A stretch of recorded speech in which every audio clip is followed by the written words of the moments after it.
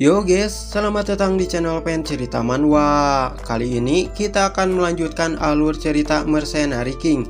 Dan ini bagian ke-13 dari cerita kali ini. Dan pastikan kalian sudah menonton episode pertamanya biar nyambung alur ceritanya. Kalian bisa cek di playlist untuk video yang lainnya. Baiklah, tanpa berlama-lama lagi, langsung saja kita mulai ceritanya. Singkat cerita, keesokan harinya, Shin kembali memperlihatkan mereka yang kembali bekerja dengan menebangi pohon-pohon yang ada di sana. Sepertinya mereka sudah tidak perlu diperintah lagi, ujar Kaor sembari memperhatikan orang-orang di sana. Ia juga mengungkapkan jika ini pertama kali bagi dirinya menyaksikan para mersenari yang sebelumnya pemalas menjadi disiplin seperti itu.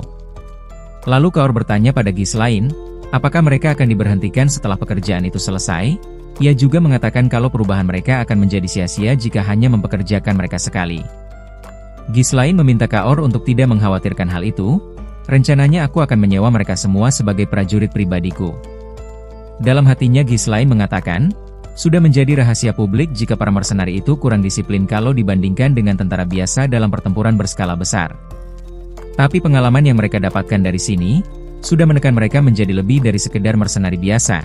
Mereka akan menjadi pondasi yang kuat untuk mengembangkan pasukanku. Tidak lama dari itu, beberapa orang menghampiri Kaor sembari mengatakan, jika mereka sudah selesai menyebarkan mayat monster Palor seperti yang diperintahkan. Kaor pun memuji atas kinerja mereka. Di sini juga kita dikenalkan dengan nama si pria kupluk, jika namanya adalah Gazelle. Setelahnya, Kaor mengungkapkan rasa senangnya pada Ghislaine, karena belum ada monster yang muncul lagi setelah mereka menyebarkan monsternya. Sepertinya mayat monster Palor bekerja dengan baik, mungkin hanya 1-2 saja yang lewat tapi tidak menyerang kita.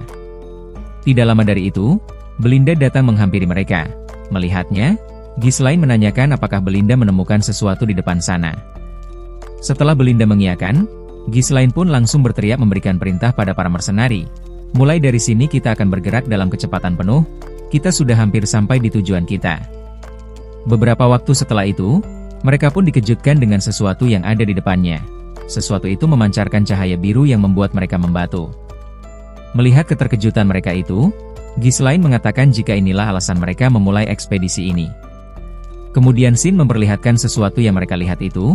Tepat di hadapan mereka, terdapat tumpukan runestone yang berkilauan bagaikan berlian. Dengan tidak percaya Kaor mengatakan, jadi ternyata benar-benar ada harta yang tersembunyi di dalam hutan ini. Gillion menimpali, bukankah sudah aku katakan, jika Ghislaine selalu memiliki rencana sebelum melakukan sesuatu. Dengan senang, Belinda langsung memeluk Ghislaine sembari menanyakan, bagaimana kamu bisa mengetahui kalau di sini terdapat sumber daya runestone? Ghislaine tidak menimpali, ia hanya tersenyum dengan penuh kebanggaan atas pencapaiannya ini. Orang-orang di sana pun saling berbisik mengatakan, semua itu adalah runestone. Itu adalah benda yang belum pasti bisa disentuh oleh semua orang selama hidupnya, dan sekarang ada segunung runestone di depan kita. Kalau kita bisa membawa kembali semua itu, kita sudah pasti akan kaya. Tidak lama dari itu, mereka semua dikejutkan dengan bayangan seseorang yang keluar dari kabut yang menyelimuti runestone itu. Orang itu mengatakan, tidak ada satupun dari kalian yang akan pergi dari sini. Kalian akan berakhir hari ini. Setelah mengatakan itu, sosok itu pun mulai terhuyung-huyung dan kemudian terjatuh. Mengetahui identitas sosok itu, Gordon segera berlari menghampiri kabut itu sembari menanyakan, apa yang kamu lakukan di sini? Dan rupanya, sosok yang muncul di balik kabut itu adalah Manus. Sebelum mereka memasuki kabut, Ghislaine menghentikan mereka sembari memintanya untuk tidak mendekatinya. Setelahnya, Ghislaine mengumpulkan kekuatannya dan lalu menghempaskan kabut yang menutupi pandangannya dengan pedang di tangannya. Seketika, kabut itu pun terseret mundur dan lalu memudar menghilang. Mereka pun dibuat sangat terkejut setelahnya.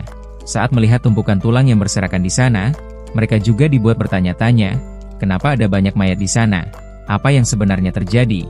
Bukan cuma mayat monster, tapi ada juga mayat manusia. Lalu Ghislaine mengatakan, sepertinya kita tidak akan menambang runestone dengan mudah. Ghislaine juga memperkirakan, jika jantung runestone di sana adalah sarang dari monster tingkat tinggi. Melihat dari mayat-mayat itu yang sudah terurai, Ghislaine menyimpulkan jika monster itu sudah lama ada di sana. Gas beracun dari tumpukan mayat itu bercampur dengan kabut, sehingga membuat mayatnya tidak terlihat.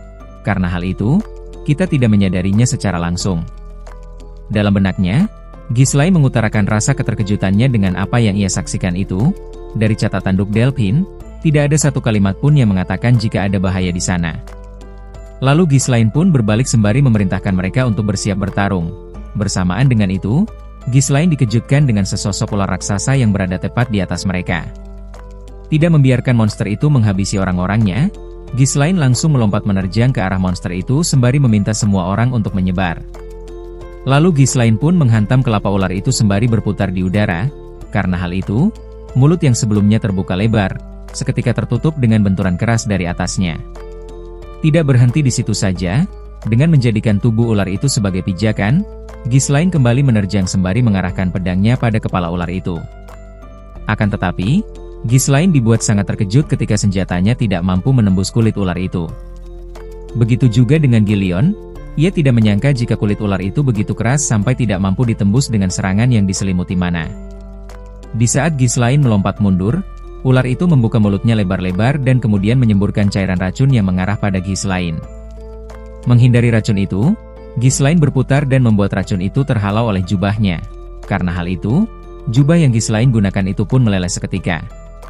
Tepat setelah Ghislaine menghalau semburan racun itu, ular itu pun kembali menyerangnya dengan hempasan ekornya. Berusaha bertahan dari serangan itu, Ghislaine memalangkan pedang di depannya. Serangan itu pun dengan kuat membentur pedang yang Ghislaine palangkan. Karena Ghislaine tidak memiliki tumpuan untuk menahan dorongan dari serangan itu, tubuhnya pun terhempas ke bawah dengan ular itu yang terus mendorongnya sampai membentur tanah di bawahnya. Dengan panik, Belinda berteriak memanggil Ghislaine dengan raut wajah yang menunjukkan rasa kekhawatirannya. Setelah itu, ular itu pun mulai menargetkan orang-orang yang ada di sana. Tidak membiarkan orang-orang itu terluka, Gilion, Kaor dan Belinda menggunakan seluruh kemampuannya untuk menyelamatkan orang-orang itu dan membawanya menjauh dari ular besar itu. Kemudian kita dibawa ke sisi Ghislaine. Ia pun berhasil bertahan dari serangan itu meski sempat terhempas dengan sangat kuat. Keraguanku menghilang setelah melihatnya secara langsung. Monster ini adalah penguasa sejati dari runestone ini, atau lebih tepatnya, monster itu adalah penjaga dari runestone. Dikenalkan, jika monster itu dikenal dengan sebutan Blood Python. Monster itu adalah salah satu monster yang mereka anggap mustahil untuk dikalahkan dalam rencana ekspedisi Beast Forest. Ghislaine juga tidak menyangka jika ia akan bertemu dengan monster itu di sana. Yang ia ketahui, jika monster itu biasanya berada di kedalaman hutan, kemungkinan untuk mengalahkan monster itu sangatlah sedikit. Mundur dan menunggu kesempatan lain adalah pilihan yang bagus. Tapi Ghislaine juga menyadari jika dirinya tidak memiliki banyak waktu lagi. Jika ia menyerah sekarang, semua yang sudah mereka lakukan untuk sampai di sana akan menjadi sia-sia. Sembari mengaktifkan core ketiganya, Ghislaine meminta ular itu untuk tidak menghalangi jalannya, karena ia sedang memikul banyak beban di pundaknya. Menyadari jika Ghislaine masih baik-baik saja, ular itu mendesis ke arahnya, lalu menerjang dengan mulut yang terbuka lebar untuk melahapnya. Tidak tinggal diam, Ghislaine menggeser tubuhnya ke samping. Bersamaan dengan itu, Ghislaine memberikan sayatan pada kepala samping ular itu sampai mengenai bola matanya. Tidak terima dengan luka yang Ghislaine berikan, ular itu kembali menyerangnya menggunakan ekornya. Ghislaine pun menahan sekaligus membelokkan serangan itu menggunakan pedangnya. Karena kekuatan ular itu sangat besar, walau Ghislaine mampu membelokkan serangannya, dampak dari tekanannya tetap mengenai tubuhnya. Lalu ular itu pun memberikan serangan beruntun dengan ekornya. Ghislaine pun dibuat pontang-panting menahan dan menangkis serangan itu. Tidak peduli seberapa kecil peluang untuk mengalahkan monster itu, Ghislaine bertekad untuk terus maju dan menghadapi setiap tantangan yang menghalangi jalannya. Aku memiliki tanggung jawab yang aku pikul, dan sekarang adalah waktunya. Setelah sekian lama jual beli serangan dengan ular itu, akhirnya Ghislaine mampu melukai ular itu untuk yang kedua kalinya. Meski begitu, ular itu masih terlihat sangat kokoh. Dia masih belum menunjukkan tanda-tanda akan kalah. Ghislaine juga menyadari, jika pertarungannya berlangsung lama, akan berbahaya bagi dirinya karena ia menggunakan core ketiga. Jika begini terus, aku akan kehabisan mana sebelum bisa menghabisinya. Tidak lama dari itu, orang-orang mulai berlari ke arahnya sembari berteriak menanyakan apa kamu baik-baik saja, apa kamu terluka. Lalu Belinda meminta Ghislaine untuk mundur dan mereka akan menahan ular itu. Akan tetapi, dengan tekad untuk melindungi semua orang, Ghislaine meminta mereka untuk pergi terlebih dulu. Aku tidak bisa menjamin dapat melindungi kalian semua dari ular itu. Aku tidak mau kehilangan satu orang pun dari kalian. Mendengar itu, Belinda menjadi sangat khawatir padanya. Lalu apa yang akan kamu lakukan? Ghislaine menimpali jika dirinya akan tetap di sana dan menghabisi ular itu. Belinda pun dibuat sangat terkejut mendengarnya. Semua yang telah mereka lalui sejauh ini terlihat seperti sebuah keajaiban. Belinda juga mempertanyakan, apa memang hanya sejauh ini perjuangan mereka? Tidak membiarkan orang-orang berbincang lebih lama, ular itu mulai memberikan serangan dengan semburan racun dari mulutnya. Menyadari itu, Ghislaine segera berteriak meminta mereka untuk menjauh dari sana. Tidak mendengarkan, mereka maju ke hadapan Ghislaine sembari memasang formasi bertahan dengan tameng di tangannya, untuk melindungi Ghislaine dari cairan beracun itu. Setelahnya, orang-orang itu berteriak meminta Ghislaine untuk membiarkan mereka bertarung bersamanya. Pria mata satu mengatakan jika dirinya tidak pernah bertemu dengan bos yang seperti Ghislaine, bos yang rela berkorban demi bawahannya. Gordon menambahkan, "Kamu sudah menyelamatkan kami berkali-kali, dan inilah waktunya kami membalas budi." Dilanjut dengan Kaor yang mengatakan, "Kalau kita bisa mengalahkan ular itu, bukankah semua harta itu akan menjadi milik kita?" Belinda menambahkan jika dirinya tidak mungkin akan meninggalkan Ghislaine. Lalu Gillion maju ke hadapan Ghislaine sembari mengatakan, "Aku akan mengalihkan perhatian ular itu dan membuat celah untukmu menyerang. Tolong percayalah pada kami, seperti kami yang percaya padamu." Tepat setelah itu, mereka semua dibuat heran dengan Ghislaine yang mengatakan, "Ukuran yang besar, racun yang mematikan, sisik merah yang cukup kuat untuk menahan serangan yang dilapisi mana. Jika kalian terkena serangannya satu kali saja, kalian akan mati." Setelah mengatakan itu, Ghislaine mengacungkan pedangnya sembari mengatakan, "Dengan luka yang terbuka di tubuh dan mata kanannya, kita bisa mendaratkan serangan yang akan berdampak padanya. Tim ekspedisi Beast Forest, kita akan mengalahkannya bersama-sama." Setelahnya, mereka pun mulai berbondong-bondong menyerang ular itu.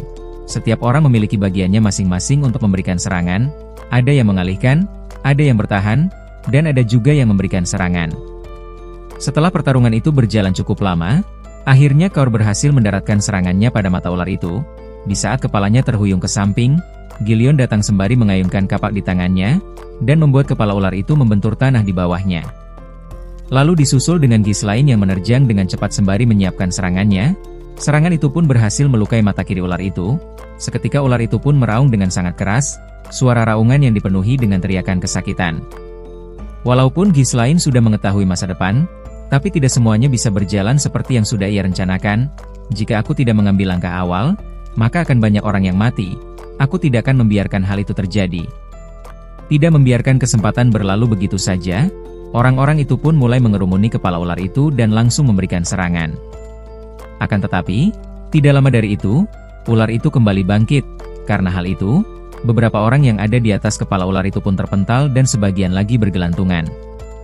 Di saat Ghislaine menerjang ke arah ular itu, secara tiba-tiba ular itu membuka mulutnya tepat di hadapan Ghislaine, seperti sudah mengetahui jika Ghislaine akan menyerangnya.